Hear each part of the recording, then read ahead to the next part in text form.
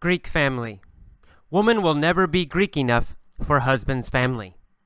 Dear Abby, I married a Greek man whose family never accepted me.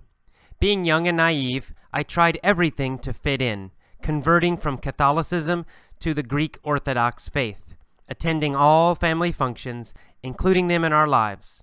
It was never enough. My husband and I traveled to Crete with his family to visit his relatives there, and some extended family members refused to share the dinner table with me because I was not Greek. One of those family members was a priest. Our daughter, Athena, was born 4 years later. What broke the camel's back for me was a Christmas dinner when she was 6. My father-in-law gave cards with $100 to all the grandchildren of Greek heritage. Athena received nothing and cried for hours, wanting to know why her grandfather didn't love her. My husband just tried to stay neutral. Abby, how far should someone have to go to fit in with their husband's family? Signed, Irish again in New Hampshire. Okay, welcome to the commentary for Greek family. So this is another one of those interesting Dear Abby letters. Again, quite short, but it has some good little phrases and words like naive, broke the camel's back, or the straw that broke the camel's back. But the basic topic is really intercultural dating or marriage or relationships, right? Having a relationship with somebody from another culture. Maybe you guys have seen the movie My Big Fat Greek Wedding. In fact, it's a good movie. It's funny, and it's about this topic. This man dates a woman who has a Greek family, and the Greek family doesn't like him because he's not Greek, right? They have a very strong idea that she should only date other Greek people. So there's a big problem with her family. It's a comedy, so it's not too serious, but it's the same basic idea. So, maybe some of you, I don't know, what do you think about this idea of, dating people or having relationships with people from other cultures? Now, certainly, Tomoe and I have this issue. She's sitting right here on the bed right now. And we sometimes have difficulties because of our different cultures and languages. We have a language barrier.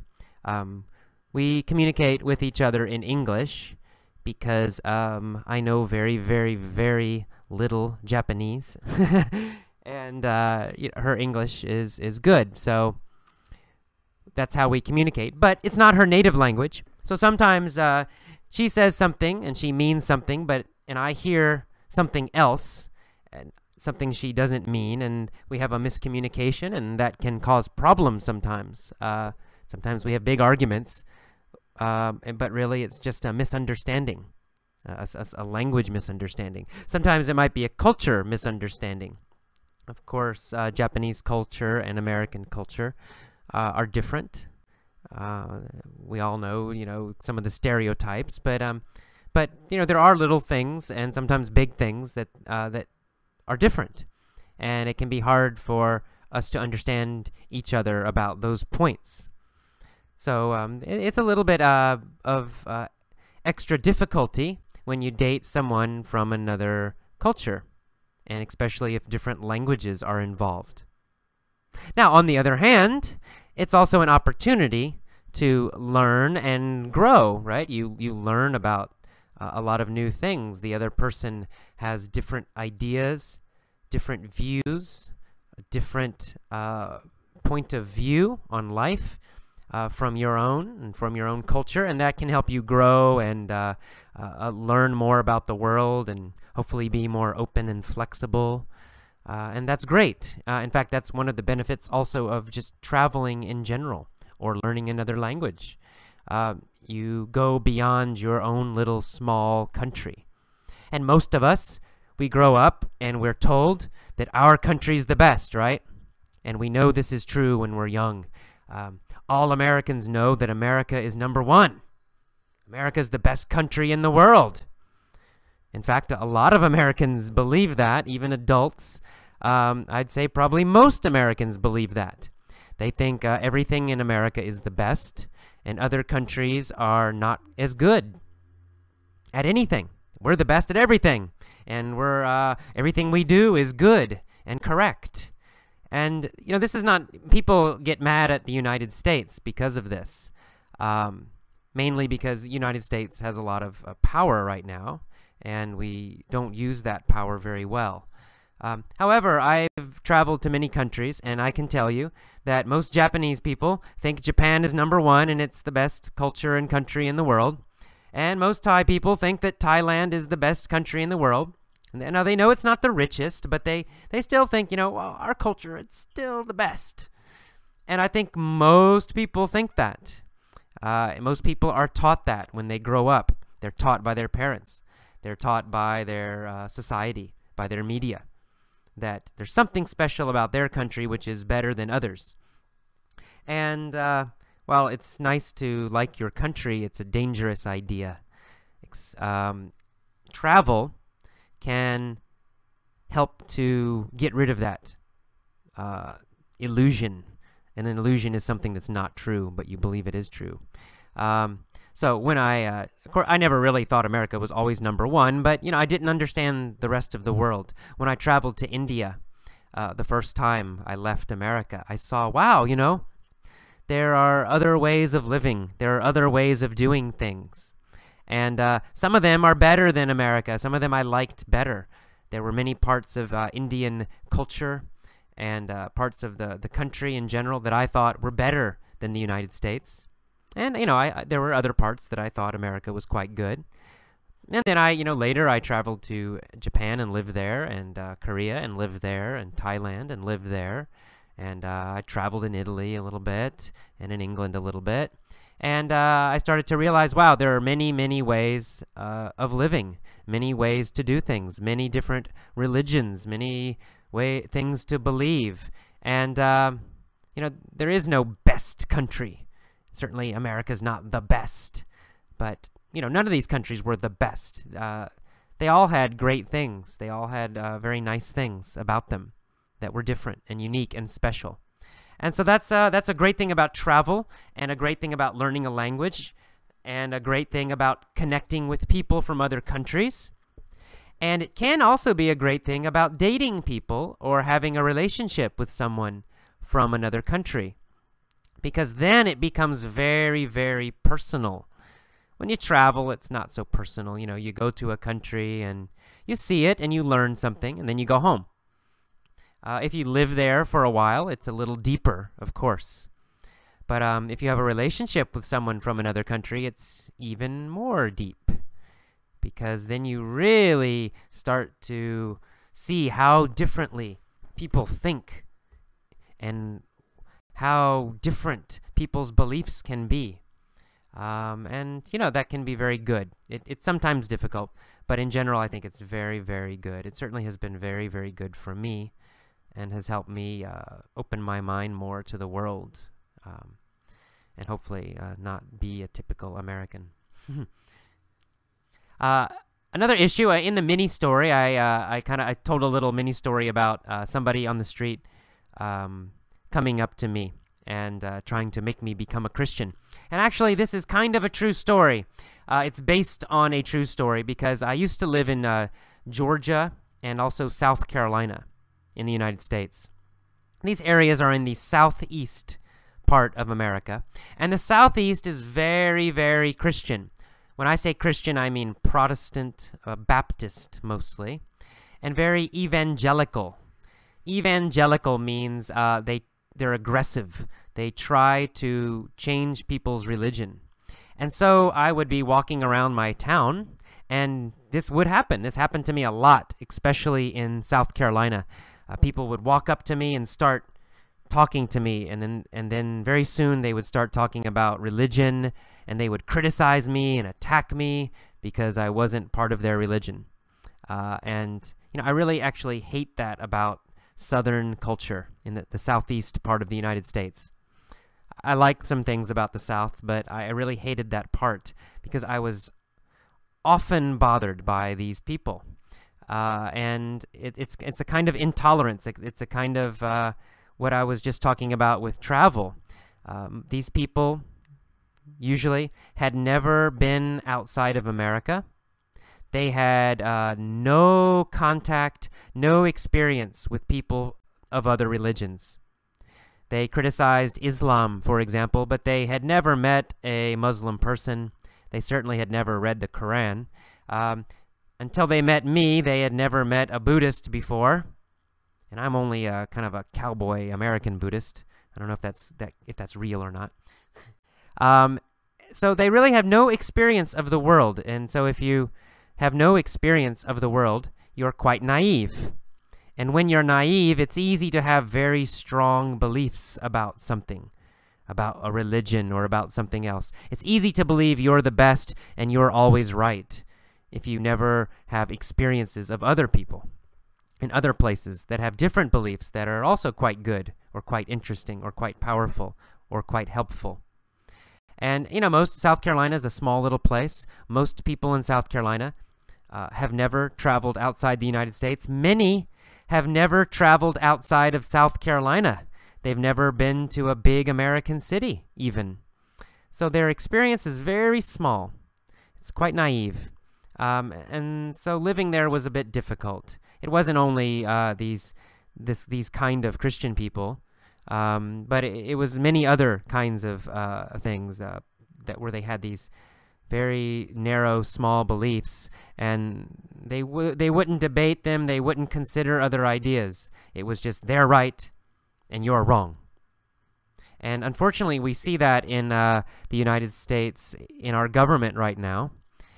This same mentality. I would say George Bush has this mentality. And the people who support George Bush have this mentality. George Bush is very popular in South Carolina, for example. Still very popular. In the rest of the country, not so popular, but in places like South Carolina, he's still very popular. And he has the same kind of mentality. America's number one. Everything we do is the best. Islamic people, Muslim people are totally wrong and bad.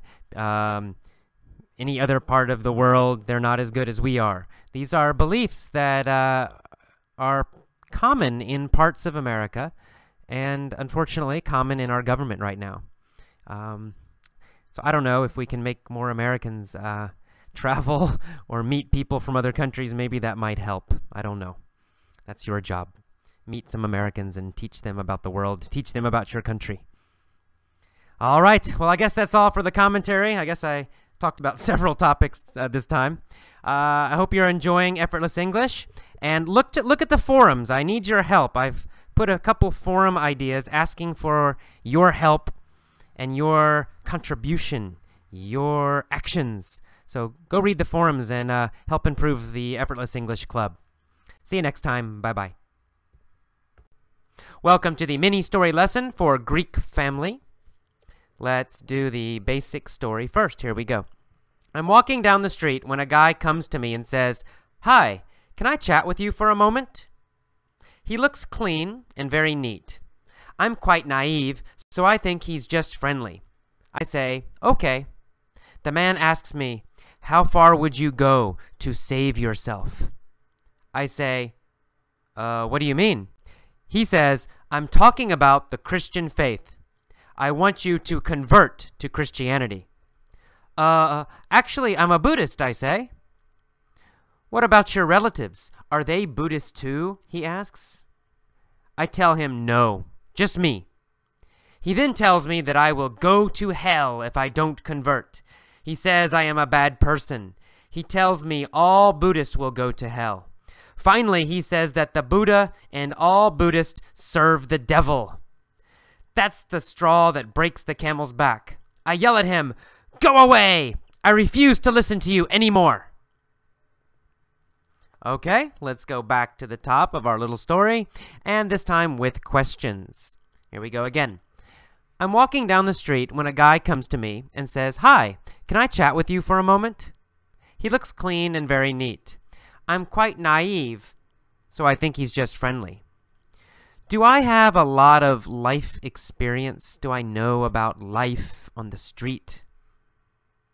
No, no, no, no, I don't. I'm very naive, right? Kind of like a child. I don't really know that people might try to sell something to me or get something from me on the street. I think everybody's just very nice and friendly. I'm very naive. Are children usually naive? Well, yes, that's right. Small children usually are naive, right? They're innocent. They don't know there are many bad people in the world or many people will lie. They're kind of naive. So I'm quite naive. This man says, "Can I chat with you for a moment?" I don't know him. He's a stranger. I'm walking on the street. So this is naive. Is the other man naive? No, no, the other man's not naive, right? He knows he has something. He wants to tell me about his religion. He has a plan. He has life experience, right? He's not naive. But I'm kind of naive. I'm very innocent. I don't think he's trying to sell me something. I just think, oh, he's a friendly guy. I'm quite naive, very naive, like a child. So I think he's just friendly. I say, okay. The man then asks me, "How far would you go to save yourself?" Does he want to know how much I would do or how hard I would try to save myself, like save my soul, right? Yeah, that's exactly what he's asking. He wants to know, how much would I do? Would I try very hard? Would I do something that's very difficult? Would I change my life to save myself? He wants to know, how far would I go to save myself? Does he want to know how far I would go to save money? No, no, he doesn't care. He's not asking about me saving money. He doesn't want to know what I would do to save money. He wants to know, how far would I go to save myself, right? My soul. He asks, how far would you go to save yourself? Does he want to know how far I would go to save my body? No, he's not talking about my body, my physical body. He doesn't want to know how far I would go to save my body. He wants to know how far I would go to save myself, meaning my soul, my spirit, right? After I die. He says, how far would you go to save yourself? He's talking about my soul after I die. And I ask him, what do you mean? I don't understand. Do I understand what he means when he says, how far would you go? No, I don't, obviously. No, I don't understand what he means. How far would you go to save yourself? I'm a little confused by that. So he says, I'm talking about the Christian faith. Is he talking about his religion? Yes, exactly right. He's talking about the Christian faith. He's talking about the Christian religion. Is he talking about the Buddhist faith? No, no, he's not talking about the Buddhist faith. He's not talking about the Buddhist religion. He's talking about the Christian faith. Is he talking about the Jewish faith? No, he's not talking about the Jewish faith. Is he talking about the Islamic faith? No, he's not talking about the Islamic faith. Is he talking about the Hindu faith? No, he's not talking about the Hindu faith. What faith is he talking about? Well, he's talking about the Christian faith. And what does he want me to do? Well, he says, I want you to convert to Christianity. Does he want me to change my religion? Yes, he does. He does. He wants me to change to Christianity, from my old religion to Christianity. He says, I want you to convert to Christianity. Does he want me to convert to Islam? No, no, he's not Muslim. He does not want me to convert to Islam. He wants me to convert to Christianity. Who does he want to convert to Christianity? Well, he wants me, AJ, to convert to Christianity.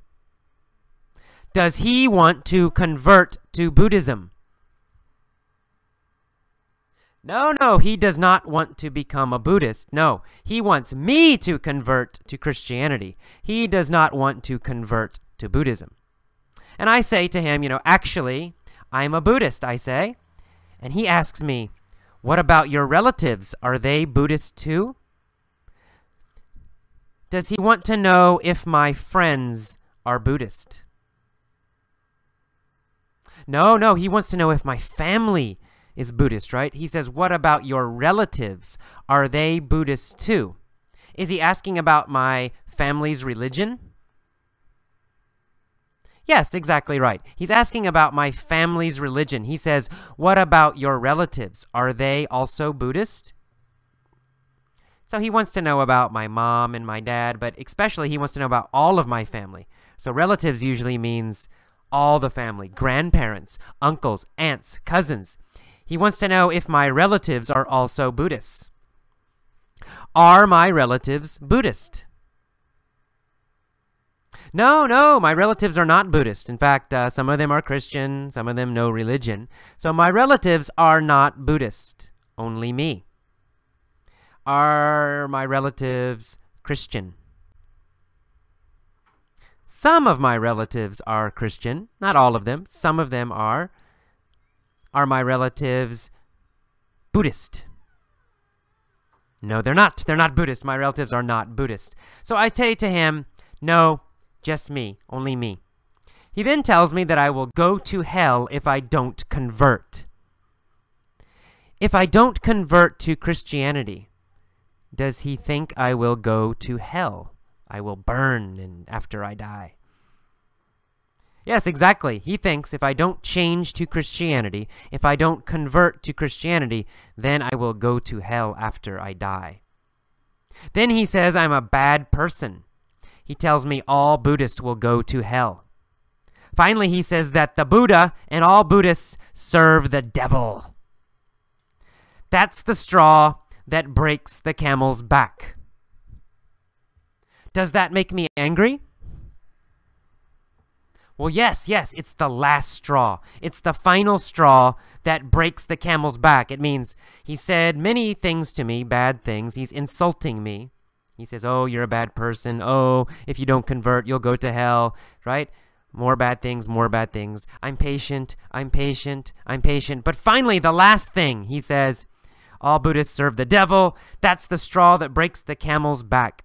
That's the final bad insult. And I become angry. And I yell at him, go away. What is the straw that breaks the camel's back? Well, it's him saying all Buddhists serve the devil. That's the final bad thing that makes me lose control, lose my temper.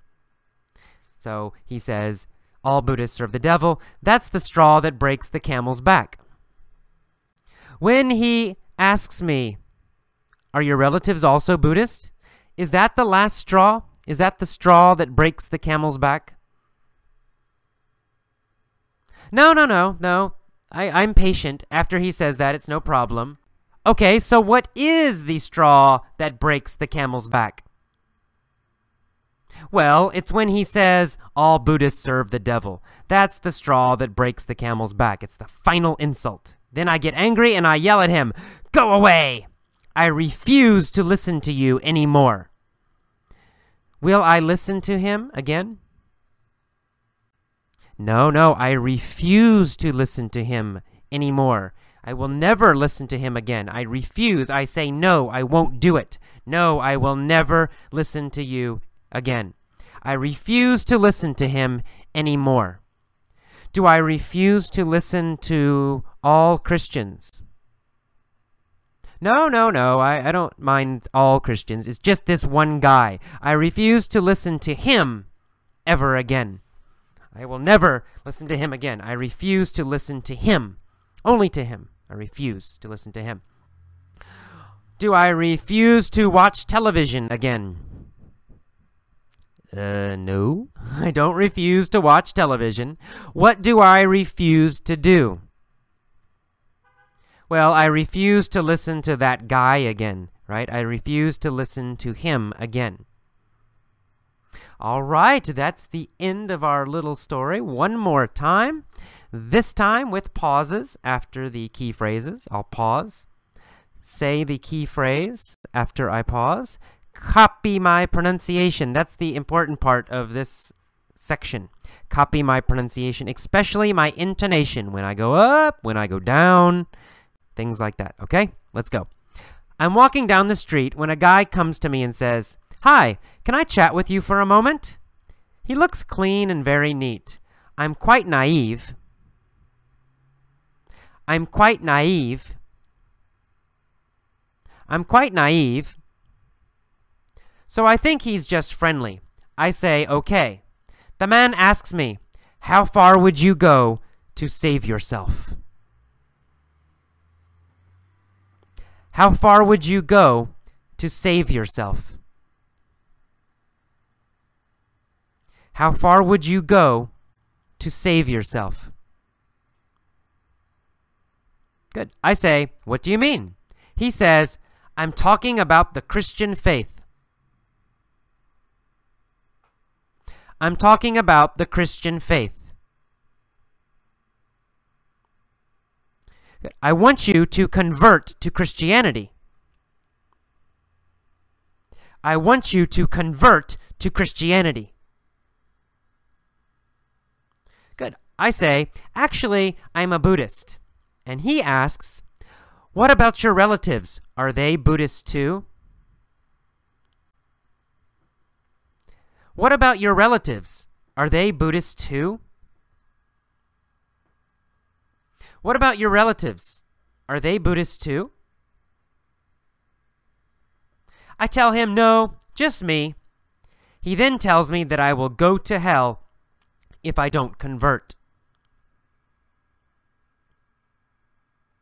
He then tells me that I will go to hell if I don't convert. He says I'm a bad person. He tells me all Buddhists will go to hell. Finally, he says that the Buddha and all Buddhists serve the devil. That's the straw that breaks the camel's back. That's the straw that breaks the camel's back.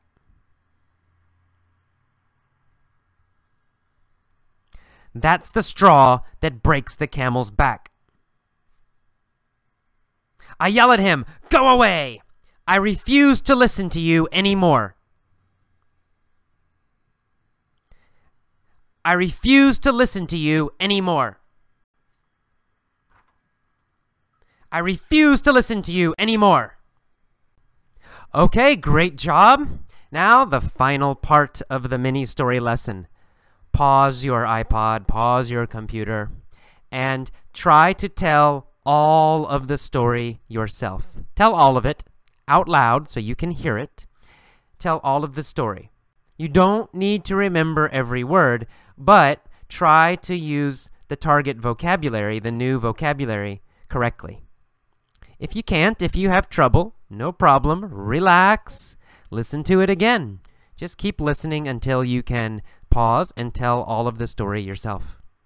Okay, see you next time. Bye-bye. Welcome to the Point of View mini stories for Greek family. Let's get started. First, the past tense. 5 years ago, I was walking down the street when a guy came to me and said, "Hi, can I chat with you for a moment?" He looked clean and very neat. I was quite naive, so I thought he was just being friendly. I said, "Okay." The man asked me, "How far would you go to save yourself?" I said, "What do you mean?" He said, "I'm talking about the Christian faith. I want you to convert to Christianity." "Actually, I'm a Buddhist," I said. "What about your relatives? Are they Buddhists too?" he asked. I told him, "No, just me." He then told me that I would go to hell if I didn't convert. He said I was a bad person. He told me all Buddhists would go to hell. Finally, he said that the Buddha and all Buddhists served the devil. That was the last straw. It was the straw that broke the camel's back. I yelled at him, "Go away! I refuse to listen to you anymore." All right, our second version. I'm going to change this a little bit so you get a little more practice. Just change the order of the story. Since I was a child, I have been very naive. I have always thought that people are very friendly, even if they're not. I have always accepted people and not worried about them or been suspicious, right? I've always been quite naive since I was a child. Well, one day I was walking down the street when a guy came up to me and said, "Hi, can I chat with you for a moment?" He looked clean and very neat. Since I was quite naive and have always been naive, I thought he was just being friendly, so I said, "Okay." The man asked me, "How far would you go to save yourself?" I said, "What do you mean?" He said, "I'm talking about the Christian faith. I want you to convert to Christianity." "Actually, I'm a Buddhist," I said. "What about your relatives? Are they Buddhists too?" he asked. I told him, "No, just me." He then told me that I would go to hell if I didn't convert. He said I was a bad person. He told me all Buddhists would go to hell. Finally, he said that the Buddha and all Buddhists serve the devil. That was the last straw. That was the straw that broke the camel's back. I yelled at him, "Go away! I refuse to listen to you anymore."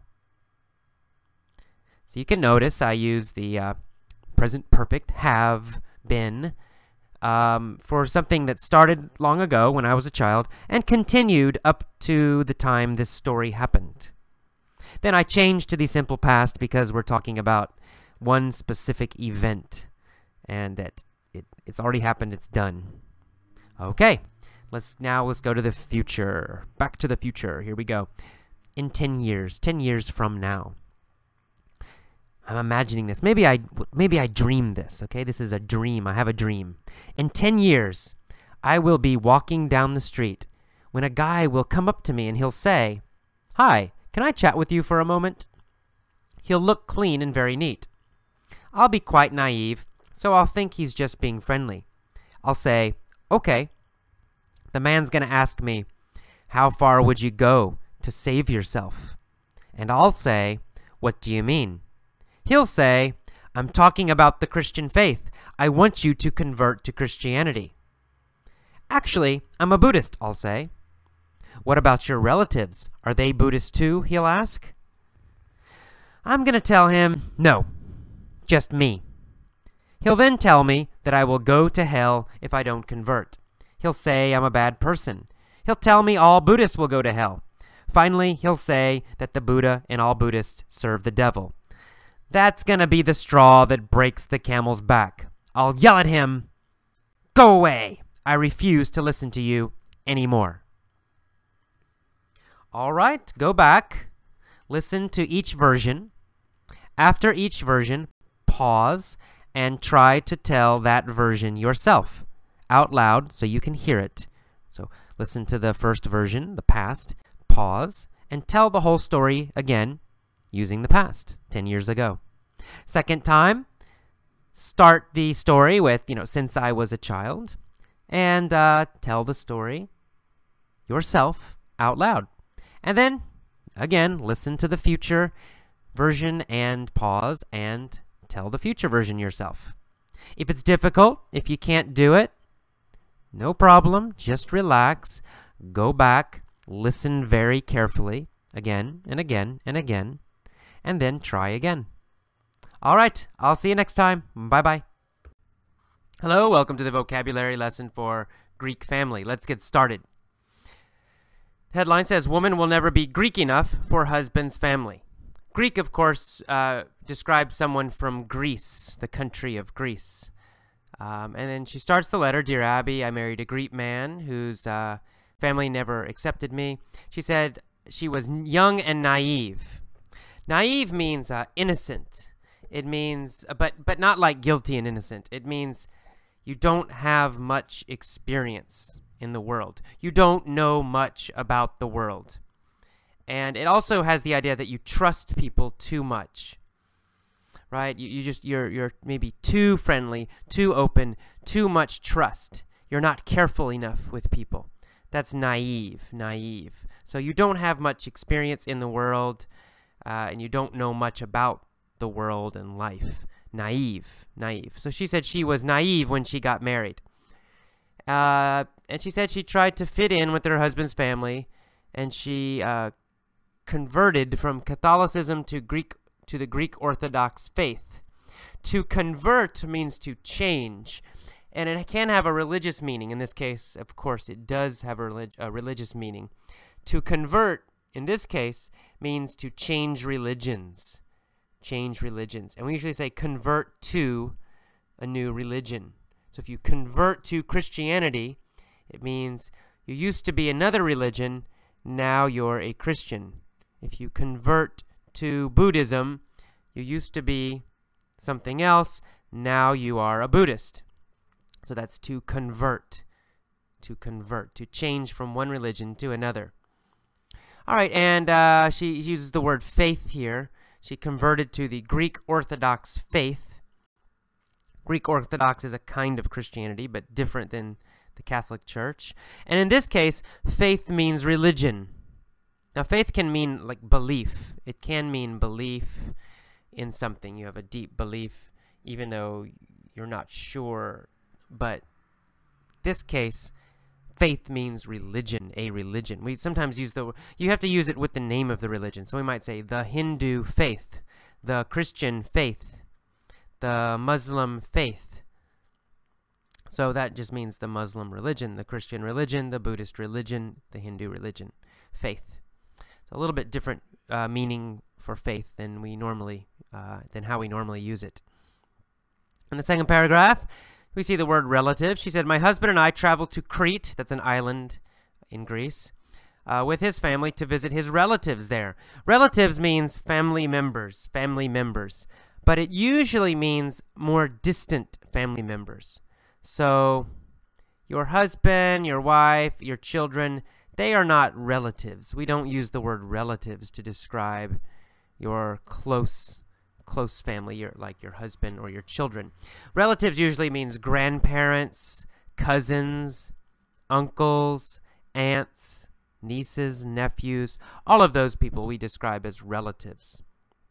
So they're in your family, but they're not living in your house. Well, they might be living in your house. Your grandmother could live in your house, but they're not so close, and it's not your immediate family. Relatives are a little farther away, like grandparents, cousins, etc.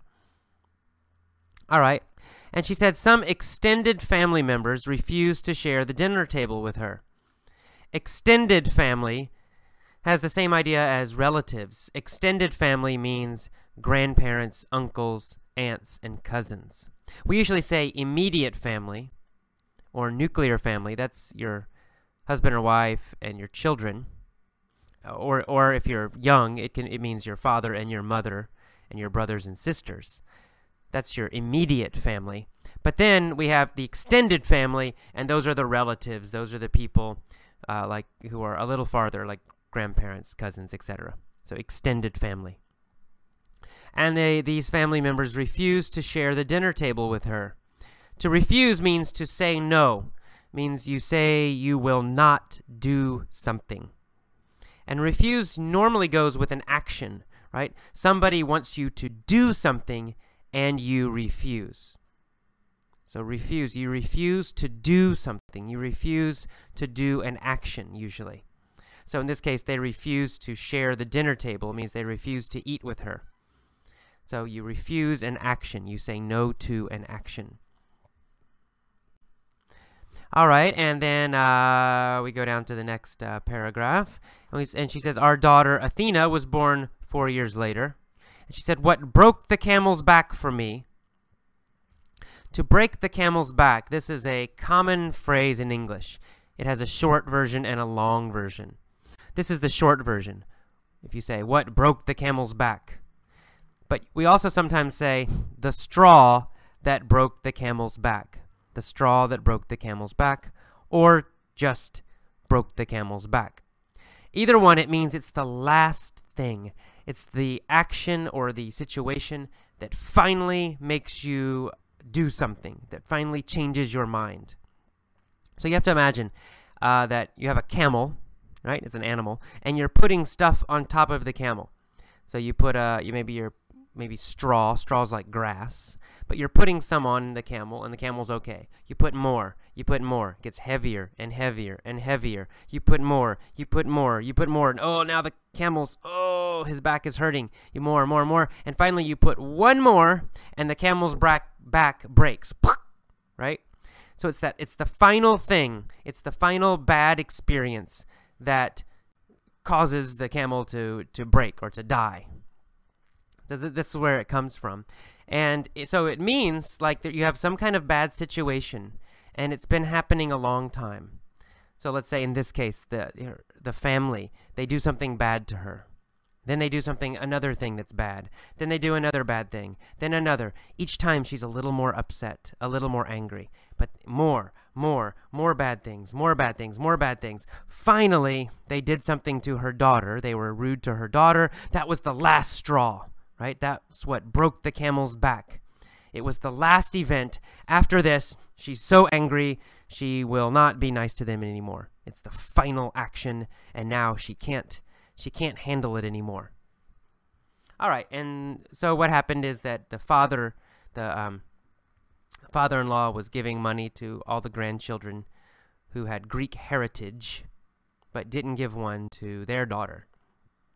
Heritage means, when we talk about Greek heritage or German heritage or Japanese heritage, heritage means where your family comes from. Where your family comes from. And it was talking about your family in the past. So it doesn't mean right now. So we can have someone, a child, this child was born in America. So the girl is American, but she's of Greek heritage because her father's Greek. Her grandparents are Greek, right? Half of her family is Greek. So she's not Greek. The girl is not Greek because she's American, born in America, lives in America. But she is of Greek heritage, right? Her family is Greek. So if an immigrant comes here, say from Mexico, they're Mexican. But their children, let's say they're born in America, they grow up in America, they always live in America. They're Americans, but they're of Mexican heritage. Their family, going back in history, was Mexican. All right. And then we keep going, and she says that her little daughter was really upset when she didn't get money from her father-in-law like everybody else.